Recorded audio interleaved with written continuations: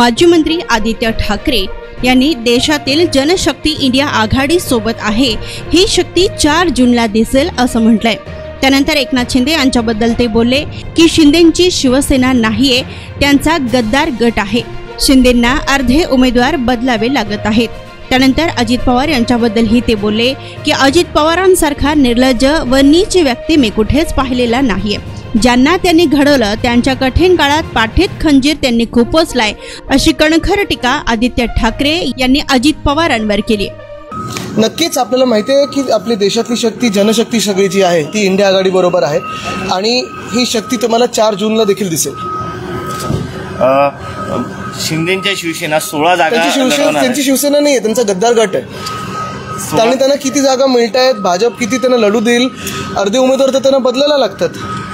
मुख्यमंत्री शिंदे यांनी एक घटनाबाह्य मुलाखत दिली, त्याच्यामध्ये असं म्हटलं की उद्धव ठाकरे यांनी स्वतःला मुख्यमंत्री व्हायचं आणि तुम्ही शरद पवार यांच्याकडे माणसं। मला वाटतं त्यांच्यासारखं निर्लज्ज आणि नीच व्यक्ती मी अजून पाहिली नाही आहे। ज्यांनी त्यांना घडवलं त्यांच्या पाठीत खंजीर खुपसून महाराष्ट्राशी धोका करून सगळे उद्योग तर गुजरातला पळवले, शेतकरी आत्महत्या वाढत चालल्यात। आणि ज्या माणसाने ज्या व्यक्तीने तुम्हाला सगळं काही दिलं, तुमची राजकीय ओळख असेल, तिकीट असेल, मंत्रीपद असेल, त्यांच्या सगळ्यात कठीण काळात पाठीत खंजीर खुपसणं आणि जाऊन मग अशी वक्तव्य करणं, ह्याच्यासारखं नीच आणि निर्लज्ज व्यक्ती मी पाहिली नाही। प्रचार गीतातून हिंदू आणि आम्ही बिलकुल काढणार नाही। पहिलं इलेक्शन कमिशननी भाजपवर कारवाई करावी।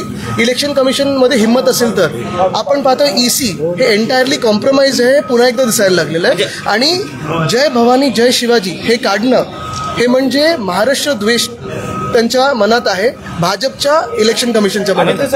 बावनकुळे म्हणतायत की आदित्य ठाकरे मुख्यमंत्री पदाच्या लायकीचे आहेत का? मला वाटतं त्यांनी ते मकावचे मुख्यमंत्री बनू शकतात का, हा प्रश्न त्यांनी विचारावा।